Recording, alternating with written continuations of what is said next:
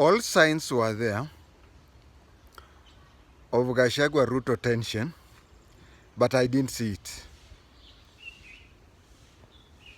It took me long to accept that there is tension. And the time when I came to agree that there was tension is when Gachagua was given chance to talk, and he said that Gachagua, Rigathi Gachagua, the deputy president, for the last 10 months, I've been doing a lot of work and little talk. So that is what I have to say. Hii siasa mingi watu wameongea siongei. Mimi kwa miezi iliyopita 10 yangu imekuwa ni kazi mingi, kuongea kidogo. That one spoke volumes, and that is when I think I should retire from political commenting, because for me to be among the last people to discover that there was tension, then it shows that I should hang my boots.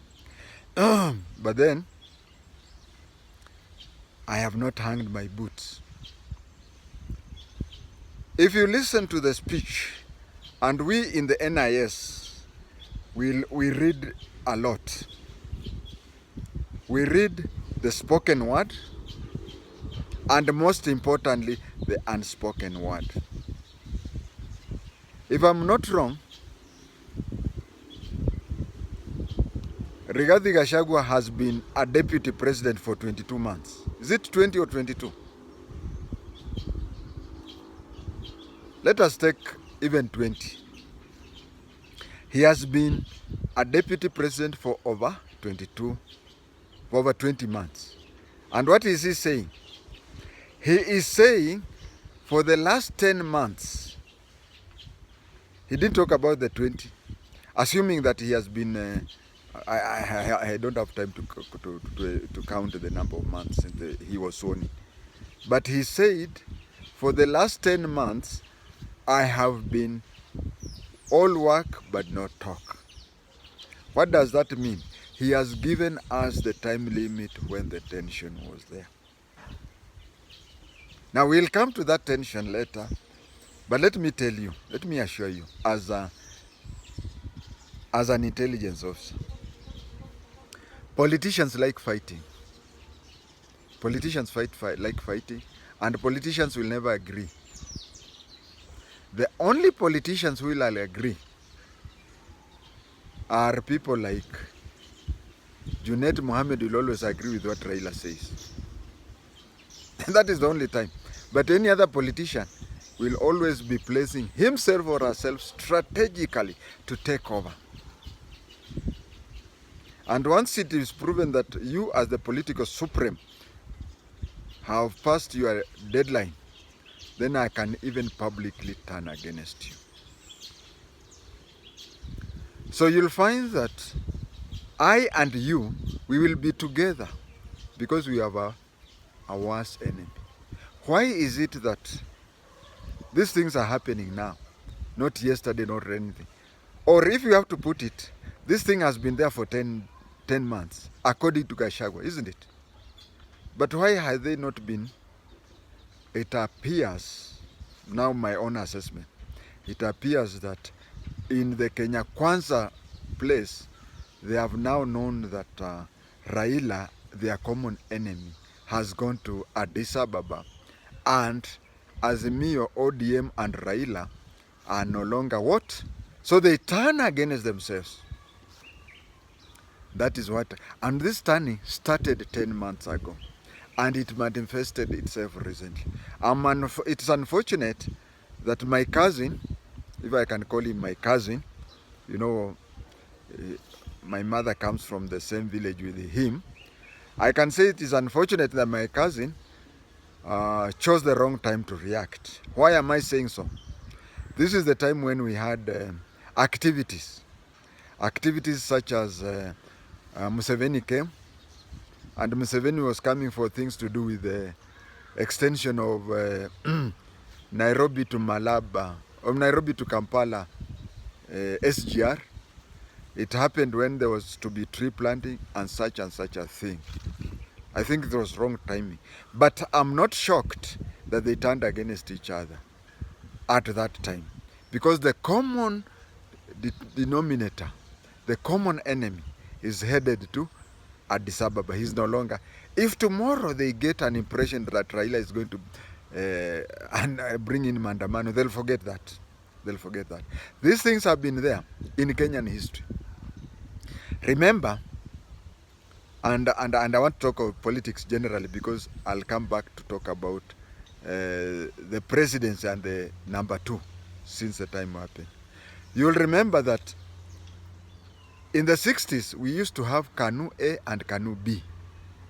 This one went on up to 1979 when there was going to be an election and it was postponed at the last minute.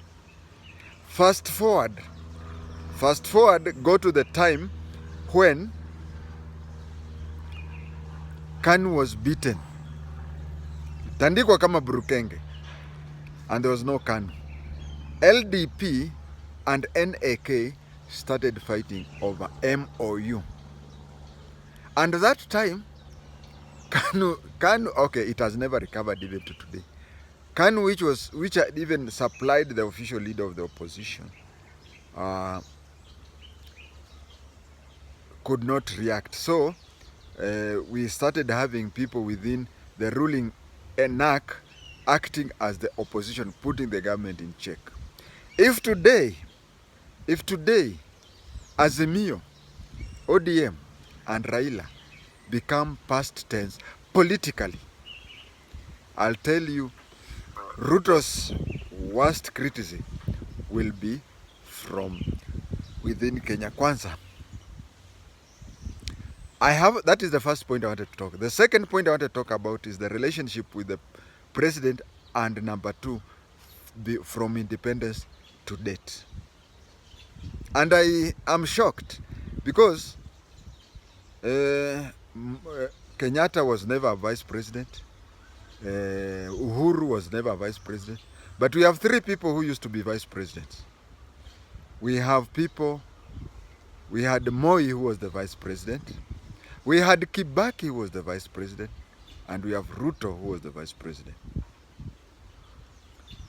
Let me comment in passing that if I were a vice president or a deputy president and was mistreated by the president, I would really treat my vice president or deputy president better.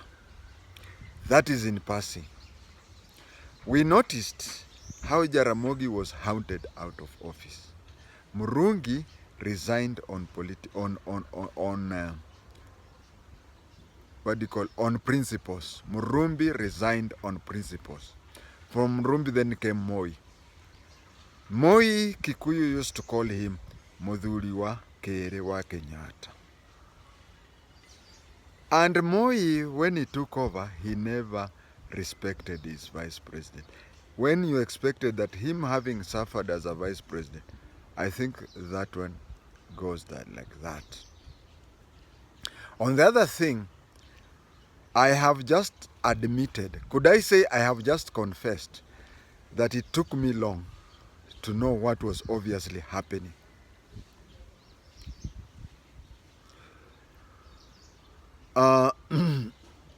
My cousin, let me call him my cousin, because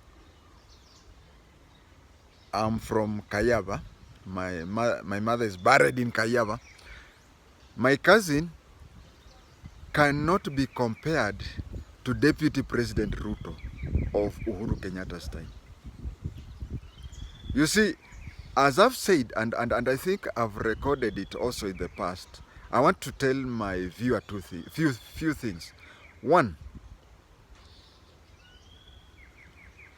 if you look at the way Raila has handled ODM, there are 2 strong people. There is Joho. There is, from my place, the former governor for Kakamega. They want to take over from Moi. From Raila. What did Raila do? He brought in Simba Arati. Raila is trying to bring a compromise person, of which I support him. Because I've already said before that this person, the 6th president, will be born in the 70s. The age of Babu Owino, the age of Simba Arati, the age of Ndindi Nyoro, the age of KJ, the age of whatever. So a person like my cousin, Rigiji, a cousin in inverted commas, because the other relatives I say are related to me by blood. But I'm only saying Rigiji is my cousin because my mother was born in Tumutumu.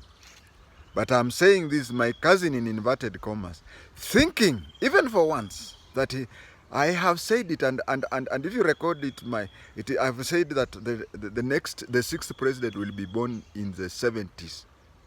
That one I've said. So what is happening is that if you look at the way Ruto is performing, he, even before he took over, he started grooming that age of 70s, people who are born in the 70s. Kina KJ for you, kina Ndindi Nyoro, and on the other side, kina Babu Owino, kina Simba Arati, kina Nani. If you are in that age, then you'll be the president, the 6th president. But anybody who was born in the 60s, 60s we are lucky. Those who are born in the 50s, shauri. Because Moi, Kenyatta was born in 1890s. Moi and Kibaki were born in 19. Moi was born in 29. Kibaki was born in 33. So the 20s and the 30s were taken over. 40s and 50s, shauri yenyu. 60s we have Uhuru and Ruto. The next president, Mupende Musipende, was born in the 70s. That is the next president we are going to have in Kenya. So what is happening here is that Ruto prefers those who are born in the 70s and grooming them. You remember in Central, he even told them, Mos, be quiet. I don't want you young men to run quicker than you can. That is what he said. The other thing is, and if you look at all the president, Jomo Kenyatta started that. He groomed the young men, Kina Tomboy, but he reached a place and stopped. So what Ruto is doing is grooming the 70s. That is one. Two, he is also dismantling anybody who would want to be seen or who would want to imagine that he is a tribal leader. After Rao goes to Addis Ababa, who will be the Luo leader? Look at the Luhya land. I've said it before and I'm saying right now. I've seen Luhyas jumping up. Oh, Tawe, we have come with a new person. Natembea could be Ruto's secret card. But you see, for Ruto, Natembea to be a Luhya leader, he'll be just like Gachagua. Do you want to tell me that Gachagua, my cousin in inverted comma, do you want to tell me that my cousin in inverted comma can command Kikuyu land or the mountain the way Raila commands Luo land? I am telling you, in future, we are going. And another thing that Ruto is also killing. You know, we used to have these constitutional changes where we were saying that let us have a government of 5 people so that we have a tribal leader from this end of the country. Then they form the 5 of them. Then we say one of ours is on the high table. In the future, for you to be the president. And I'm telling you, without blinking, on the Azimio side, Babu Owino could do a bit better, but you see, he has a history of careless talk, roughness, and whatever. But on this other side, I'm seeing a person like both Ishungwa and Ndindi Nyoro. Wanakuja pole kwa mlima wata overtake. And I'm sure also in Azimio, we must have 2 or 3 such people. If you listen to me, those are the people. Those are the people who are going to fight it out in Kenya, and they're not going to fight on tribal whatever. they are coming up young, energetic Kenyans who will take over Kenya to the next level. I may not be there, but my video will be there.